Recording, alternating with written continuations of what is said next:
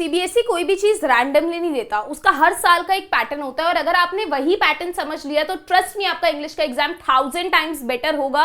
और ये आप ही लोग मुझे एग्जाम के बाद आकर बताओगे, ये मेरा आप लोगों को प्रॉमिस है। अगर आप भी उन्हीं बच्चों में से हो जिन्हें लगता है कि यार हमें स्टोरी पता है, हमने एनसीईआरटी पढ़ा है, हमने लेक्चर्स अटेंड करे हैं, बट जहां पे बात आती है क्वेश्चंस की, हमें नहीं पता क्या लिखना है। हमें पता भी है अगर क्या लिखना है तो हमें नहीं पता कैसे लिखना है। तो अगर आप उन बच्चों में से हो, this video is for you, watch it till the very end. Hi guys, my name is Tania Sharma, I am your English educator, welcome to Test Coach Prime. मैं आप लोगों को बताने वाली हूं ऐसे चैप्टर्स जिनमें से सीबीएसई हर साल क्वेश्चंस को रिपीट करता ही करता है। एंड ट्रस्ट मी, ये वीडियो आपको बहुत ज्यादा हेल्प करने वाला है। ये कोई गेस वर्क नहीं है, ये मेरा जो इतने साल का एक्सपीरियंस है उसके बेसिस पे मैंने ऐसे चैप्टर्स या ऐसे क्वेश्चंस आप लोगों के लिए निकाले हैं और आपको ये समझाने की कोशिश करूंगी कि क्यों और कैसे सीबीएसई क्वेश्चंस को पूछता है। ठीक है, तो सबसे पहले आप लोग ये समझ लो कि ये कोई पेपर लीक नहीं है कि सिर्फ यही क्वेश्चंस आएंगे, ऐसा कुछ नहीं है। ये सीबीएसई के ट्रेंड्स और थीम्स पे बेस्ड है। ठीक है, ये इंपॉर्टेंट चैप्टर, एक तरफ से आप बोल सकते हो कि इंपॉर्टेंट चैप्टर है कि इनमें से लॉन्ग क्वेश्चन आता ही आता है। या आपको इन चैप्टर में से जो मैं स्क्रीन पे दिखा रही हूँ आपको अपने क्वेश्चन पेपर में 2000% देखने के लिए मिलेंगे ही मिलेंगे। एक बात आप ये समझ लो, सीबीएसई फोकस करता है आप लोगों की अंडरस्टैंडिंग पे। वो ये बिल्कुल नहीं बोलता कि तुम लोग रट्टू तत्वा बन जाओ, मेमोराइज कर लो चीजों को। ठीक है, आप जितना भी मेमोराइज करके चले जाओ, इंग्लिश के पेपर में काम नहीं आएगा। काम आएगा आपकी अंडरस्टैंडिंग। ठीक है, कि आपको थीम्स कितना पता है, आपके अंदर नॉलेज कितनी है, आपके अंदर स्किल्स क्या हैं, आप कैसे उस थीम के बेसिस पे अपना आंसर इंटरप्रेट करके लिख कर आ सकते हो। और यही चीज़ें हम लोगों को सीखनी है। ये चीज़ें जितने भारी भारी वर्ड्स आपको डिफिकल्ट लगते हैं ना कि अरे यार इंटरप्रेट, थीम्स, ये वो नहीं हो पाएगा, ऐसा कुछ नहीं है। ठीक है, ऐसा कुछ भी नहीं है। अगर मैं आपको बहुत ही सरल भाषा में समझाऊं तो आपको पहले क्या होता था, स्टोरी पता है और आंसर लिखा है। अब आपको स्टोरी का मतलब क्या है, स्टोरी क्यों लिखी गई है, वो समझ के अपने आंसर लिख कर आने हैं, दैट्स इट। तो इतना कोई डिफिकल्ट नहीं है अगर आपने इस चीज को ढंग से समझ लिया। पहले तुम लोग ये बात समझो कि सीबीएसई अपने चैप्टर्स को रिपीट करता क्यों है, क्योंकि देखो उसके पास भी बचे कुछ चैप्टर्स हैं। ठीक है, वो भी हर साल नए चैप्टर्स नहीं ला सकता अपने सिलेबस में, तो सीबीएसई थीम्स को रिपीट करता है, रैंडम चैप्टर्स को नहीं। जिन चैप्टर्स में इंपॉर्टेंट थीम्स हैं, जिन चैप्टर में कंपैरिजन हो रहा है, जिन चैप्टर में आपका सरल भाषा में दिमाग खराब हो रहा है, तो वो उन्हीं चैप्टर्स को उठाता है और थीम के बेसिस पे आपसे क्वेश्चन पूछता है। व्हाई? बिकॉज उसे लगता है कि हम लोग वैल्यूज पे फोकस करें, हम लोग थिंकिंग पे फोकस करें, हम लोग बच्चों की स्किल्स पे फोकस करें। ठीक है, ये बिल्कुल भी स्टोरी पे फोकस नहीं करते हैं। आप देखोगे पेपर के अंदर स्टोरी बेस्ड क्वेश्चंस नहीं आ रहे हैं तो आप कैसे इंटरप्रेट कर रहे हो क्वेश्चंस को, ये पूछा जा रहा है। तो इन्हीं को मेरी जान अपने को दिमाग में रखना है। अब सबसे पहला इंपॉर्टेंट चैप्टर है तुम्हारा थर्ड लेवल। ठीक है, अब आज वैसे भी विस्तार की वीडियो आजकल में आप लोगों को मिल जाएगी, तो उस वीडियो में ही आप लोग ये देख लोगे कि किस तरीके से मैंने आपको थीम्स के बारे में समझाया है। तो जब आप ये वीडियो देखोगे, वो वीडियो देखोगे, दोनों को देखोगे तो आपको पता चलेगा कि मैम क्या बोल रही है। ठीक है, तो सबसे पहला चैप्टर है थर्ड लेवल। अब इसमें हमें पता है कि थीम है रियलिटी वर्सेस इल्यूजन की, जिसपे क्वेश्चन आते ही आते हैं। एस्केपिज्म की थीम है, दोनों ही बहुत ज्यादा इंपॉर्टेंट थीम्स हैं, तो इस पे क्वेश्चन आते हैं। सीबीएसई को क्यों पसंद है? साइकोलॉजिकल डेप्थ की बात की जा रही है ना। पता ही नहीं चल पा रहा है उस आदमी को कि रियलिटी क्या है, इल्यूजन क्या है, बच्चा कंफ्यूज होता है, तो इस चैप्टर से क्वेश्चन बनता ही बनता है। अब एग्जाम अगर फोकस्ड क्वेश्चन बताऊं तो क्वेश्चन आ जाते हैं कि व्हाई चार्ली एस्केप, क्या स्ट्रेस है उसे मॉडर्न लाइफ का, क्यों वो एस्केपिज्म ढूंढना चाहता है। तो ये वाला चैप्टर नंबर 1 बहुत इंपॉर्टेंट है। ठीक है, अब यहाँ पे इसकी स्टोरी आपको मेमोराइज नहीं करनी है, आपको कहानी के अंदर का जो स्ट्रेस है, जो इनसिक्योरिटी है, उसको समझना है कि चार्ली एस्केपिज्म चाहता है तो क्यों चाहता है। ओपन एंडेड पे इस कहानी को छोड़ा गया है, ये तो तुम्हें भी पता है ना, हमें नहीं पता थर्ड लेवल है नहीं है। ठीक है, उसके माइंड का ही सारा खेल है। आप ऐसे भी इंटरप्रेट कर सकते हो, क्या पता माइंड का खेल ना हो, आप ऐसे भी इंटरप्रेट कर सकते हो। तो it's totally up to you. समझ में आया? तो ये वाला चैप्टर बहुत ज्यादा जरूरी है। हालांकि मैं इसके क्वेश्चंस भी कराऊंगी, अभी मैं आपको सिर्फ ये बता रही हूँ कौन से चैप्टर जरूरी है, किस तरीके के क्वेश्चंस आ सकते हैं।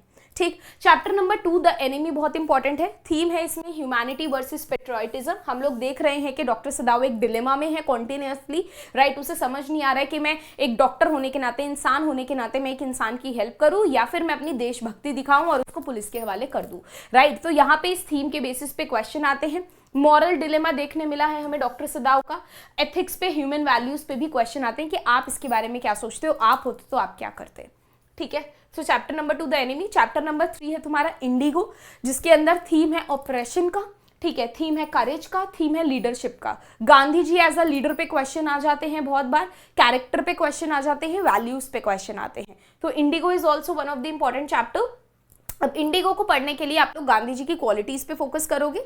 ये मैं ऑलरेडी आपको फुल फ्लेमिंगो में पढ़ा चुकी हूँ, ठीक है। तो जिन्होंने भी वो वीडियो नहीं देखा, एक बार जाकर देख लेना, तुम्हें लिटरली बहुत हेल्प मिलेगा, ट्रस्ट मी, ठीक। तो गांधी जी की क्वालिटीज पे क्वेश्चन आते हैं, मैसेज ऑफ यूनिटी पे, रेजिस्टेंस पे क्वेश्चन आते हैं, और 6 मार्क्स का क्वेश्चन आता है, ठीक। तो Indigo is also important. Next है तुम्हारा द लास्ट लेसन, जो कि तुम्हारे फर्स्ट चैप्टर भी है फ्लेमिंगो बुक का, राइट। इसमें थीम है पेट्रियटिज्म की है, लैंग्वेज है, आइडेंटिटी है, इमोशनल है बट सिंबॉलिक चैप्टर है, ठीक है। लैंग्वेज को एज अ सिंबल दिखाया गया ऑफ आइडेंटिटी। अगर चैप्टर पढ़ा है तो समझ रहे होगे मैं क्या बोल रही हूँ। लॉस पे क्वेश्चंस आते हैं, रियलाइजेशन पे क्वेश्चंस आते हैं। तो the last lesson is also बच्चे वेरी इंपॉर्टेंट। चैप्टर नंबर 5 है ऑन जेनिफर्स टाइगर।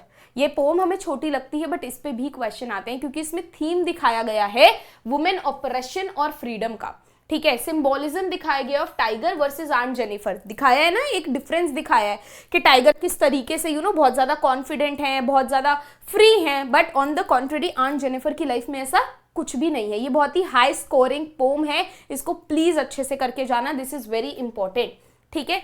तो ये 5 चैप्टर्स हैं जो बहुत ज्यादा जरूरी हैं। पोम्स के अंदर स्पेसिफिकली आपको सिंबोलिज्म पे फोकस करना है। जो हमारा पोइट है वो मैसेज क्या देना चाहता है, थीम क्या है, इस पे आपको फोकस करना है। सेंट्रल आइडिया क्या है, इस पे फोकस करना है। ये पोइट्री में मैंने पहले भी समझा रखा है, मैं आपको आने वाले दिनों में भी जो क्लासेस आएंगी उनमें भी इन तीनों को फोकस में रख के आपको समझाने वाली हूं। तो मेक श्योर आप लोग हर एक वीडियो को देखते जाओ, ठीक है। तो ये आप लोग 5 चैप्टर्स को पहले दिमाग में रखो, aunt Jennifer, last lesson, Indigo और तुम्हारा एनिमी और द थर्ड लेवल, ठीक है। और आप लोगों ने भी देखा होगा, आप लोग प्लीज मुझे कमेंट करके बताना सारे के सारे बच्चे प्री बोर्ड्स में क्वेश्चंस देखे थे इससे, या जो मैंने इस वीडियो में बताया है उससे रिलेटेबल क्वेश्चंस आए थे, एक बार मुझे जरूर बताना कमेंट करके, ठीक है। तो यहाँ पर मैंने दोबारा बता रही हूँ, हर चैप्टर का तुम्हें थीम पता होना चाहिए, कैरेक्टर ट्रेट्स पता होने चाहिए, और हर चैप्टर में से एक एक लॉन्ग आंसर तो आपको आना ही चाहिए। अब चाहे वो तुम रट के जाओ, चाहे वो तुम अपने दिमाग में बसा के जाओ, पर अगर एक लॉन्ग आंसर आता है जिसके अंदर तुम्हारा थीम्स भी है, स्टोरी भी है, तो तुम उसकी मदद से कोई भी लॉन्ग आंसर अटेम्प्ट करके आ सकते हो। तो इस चीज को अपने दिमाग में जरूर रखना, ठीक है। अब बहुत सारे बच्चे डरते हैं, ठीक, यार हमारे पेपर शुरू हो रहे हैं, पता नहीं हम इसे कर पाएंगे नहीं कर पाएंगे। देखो जब तक मैं हूं ना सब कर पाओगे, ठीक। अब ये हर कोई बोलता है, बट मुझे हर साल कंपेयर करने की जरूरत नहीं है, तुम लोगों को खुद पता है। तुम लोग बहुत सारे बच्चे मुझसे 10th में भी पढ़े हैं कि मैं क्या बोल रही हूँ, ठीक है।